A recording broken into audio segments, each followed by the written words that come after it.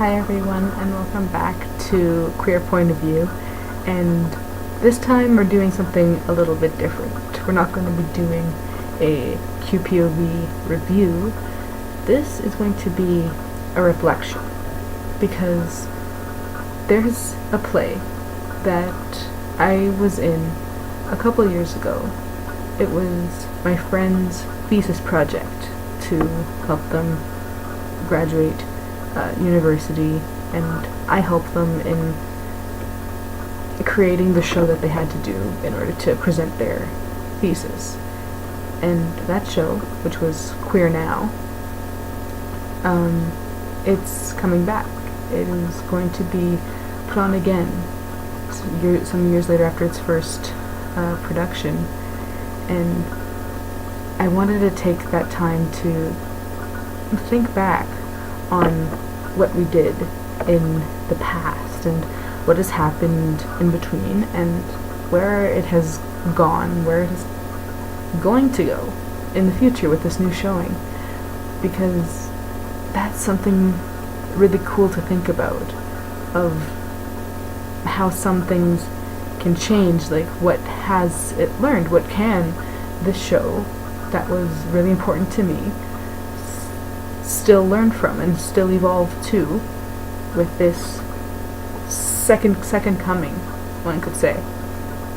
So when I first was in Queer Now, I had not yet found this idea of the queer community. I was much younger back then and was still trying to learn who I myself was, not only as a person, but as an artist, as someone trying to make their way in life. It was just trying to help find out what was going on, and with Queer Now, it helped me find that queer community that I talk about a lot in my videos, because that's really what it was. It was these people all coming together to make something for them. It was queerness together for the queer others. And that was something I had never seen before. And because it sounded like queer voices finally speaking out, and they could speak in the language that they wanted to, because it was being heard by people who understood the language, because it was queer for queer. You didn't need to worry about, oh, would these people get this, or will these people get that. There was this like little syntax, this discourse that was understood, so we didn't need to worry about censoring or flagging or any of that stuff. It was about simply being oneself on stage and sharing these experiences, because those experiences, while some could be different, they are still shared and understood on the same level of community, which was,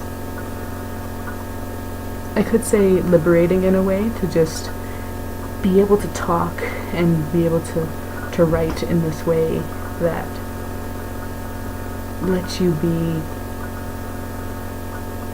genuine, very genuine and raw sometimes. And by doing that, by having something so raw and so right from the source, one had to make sure that this was a safe place, which the head of the project, my friend, did.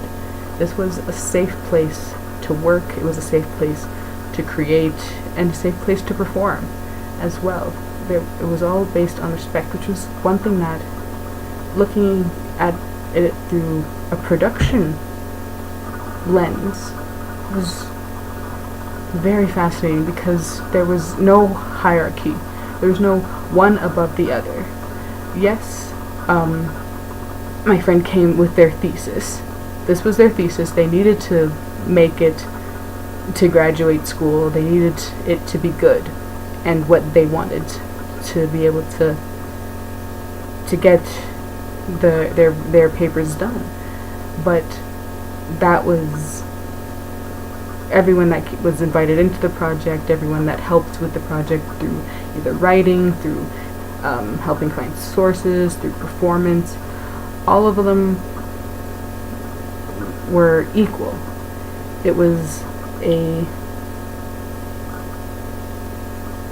conglomeration of so many talents, so many voices, and so many ideas that came together into this one queer now moment. And I don't see that a lot in some theater companies. Like, usually when you think of a theater company, you think of there's the production, there's the producer, then there's the director, then the production manager, then down, it goes down the list until like you get to the people who feel like, oh, we're just here to because we're told to. But no one ever felt like you were told to be there. It was all about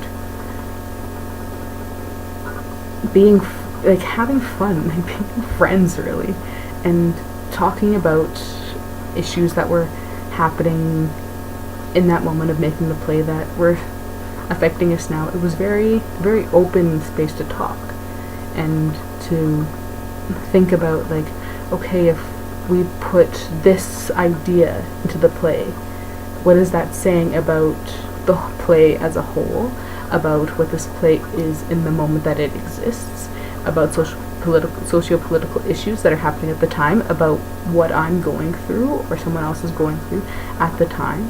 It was like a large discussion that was happening about queerness for that community at the time, which was very fun to do. And it was about, like, when you let your voice be heard. It's exactly that. I had never before been to a play or been in a play that had these queer voices speaking for queer voices. It was a play that you wanted, a play that a lot of queer people would want or were waiting for, because so many plays weren't doing that. So that's what Queer Now was in that moment when I was first in it. But coming out of it, it was almost like a shock to come out of it, in not a good or a bad way, just simply what it was, because I had been in this project that was so fun to do, so whirlwind to do at the time. It was very fast. We pulled that together in a month, if maybe a little bit more, and we did so much, and we were proud of what we did. Very much so. Like, we were very happy with our one showing that we did. But as soon as you come out of that, and for myself, someone who stepped completely away, like, once the show was done, I went on to work on other stuff, work on other schoolings, other jobs. It was almost kind of scary, because, like, I've just been in this large, open, like, crazy and no barriers kind of experience for queerness, and I'm stepping back into this world that sometimes isn't. Like, I didn't talk about queerness like in real life, like I had in Queer Now, when I was out in a world that wasn't in theater, when I was working at a job, or when I was in other classes that didn't require that kind of knowledge. It was like, I have all of this experience, yet how do I share it in this place that isn't queer? So it was a new way for me to navigate, like, how is my body in this space, and how is this space affecting me, and how am I affecting it? And that led to me having some courage to actually do some writing as a queer individual, because I had done a bit of writing for Queer Now, so I wanted to keep doing it, and I realized how important it was, not just for me, but like for others. If they wanted to hear these voices as much as I did, like, let's share some of that writing and thinking and ideas, like let's share things. So I wanted to keep doing that. I've always wanted to write, so let me write from a queer perspective and see where it goes. And that led to me writing more reviews and doing these videos and everything. It gave me that courage to do it, to finally be out there as if I was on a stage and giving a script, to write to write about things in a way that I myself wasn't being able to read. I haven't heard I haven't heard queer perspective on things all the time because of the world that I had stepped out of and was stepping in and out of in this kind of like limbo. So that's coming out of that's how it was. I realized I am a queer person. I will always be in a queer experience. And in that way, I make my own queerness and I make my own queer community, and I can find my own queer space for myself and find it in others and seek out others and seek out those kinds of things. It's not just me existing in a bubble. It is me existing in a rhizome that is stretching out. There's no exact source, but I am a part of it. Just as Queer Now wasn't a hierarchy, Queer Now was a rhizome that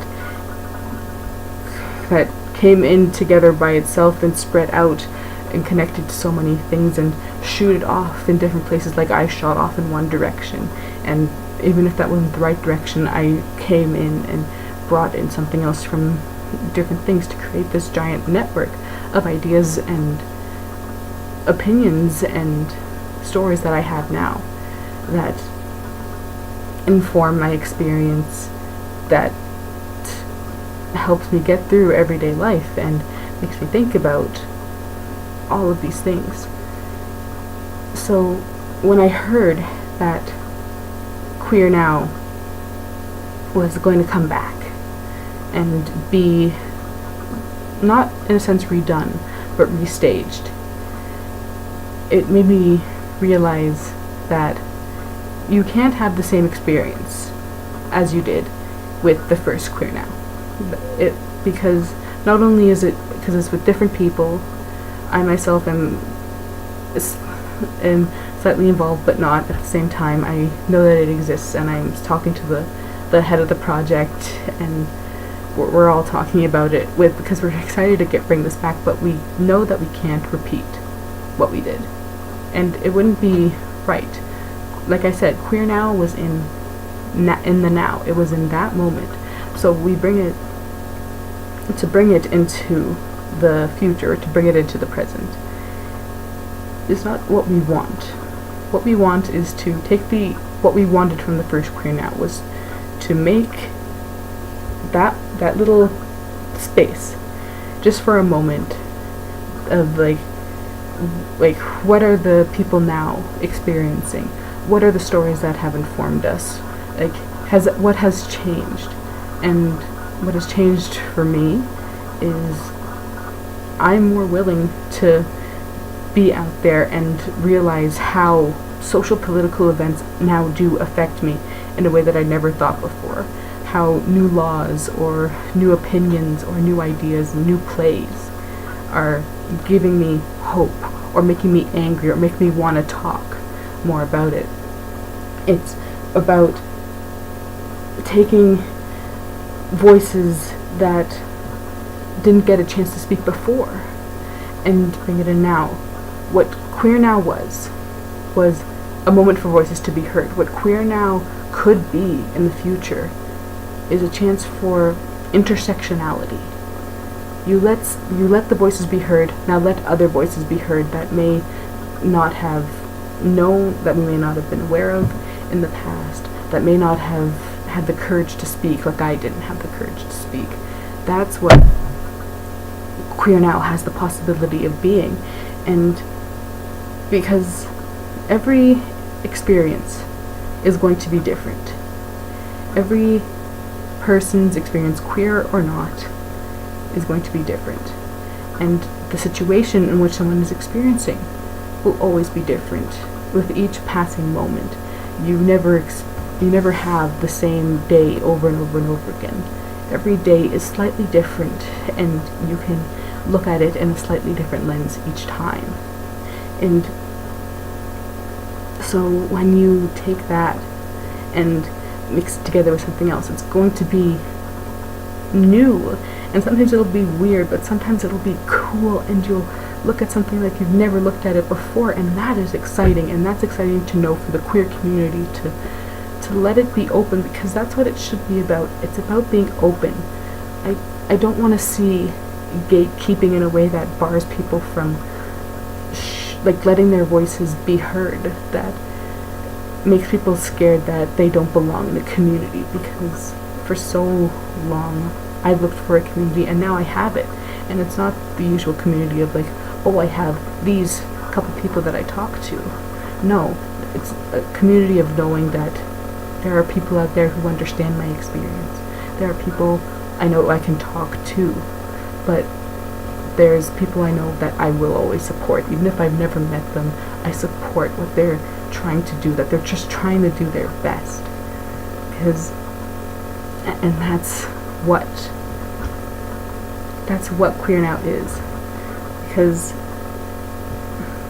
But even as I say, like, this is what it is, that's not what I'm trying to say. But there's no right way to redo Queer Now. And that's okay. There's no right way to be queer. There's no right way to restage a play. There's no right way, because everything we make is exactly that. It's just made. It's constructed. And you make it out of different things. And things will always change. Like, you can't make the same table out of the exact same wood. Every piece of wood is different. And because it's so different, each thing has its own interpretation in that moment. So this show that happened, that is going to happen again, it's going to be fun, like it always is, because it's about people having fun and just letting themselves be right there, just to be. And that's what is nice, just to be with people and to have fun and to make a few laughs, to make a few dirty jokes, to make a few innuendos as well. That's Queer Now. And that's what I think now. And maybe in the future, it'll be different. And that's what it is. It can change. Someone else can say it's different. Someone else can say it's another way around. I'm happy with what Queer Now did when I was in it. And I can't wait to see what Queer Now has in the future. Because I'm happy that it was part of my life and is still part of my life and my memories and my experiences. So I hope you guys enjoyed listening to this, and I hope that some of you can go and see it, Queer Now, at the In the Soil Festival. I'll put more information when you hear it. I just hope you like it, and I hope you have fun. This has been QPOV, and let's just all have fun.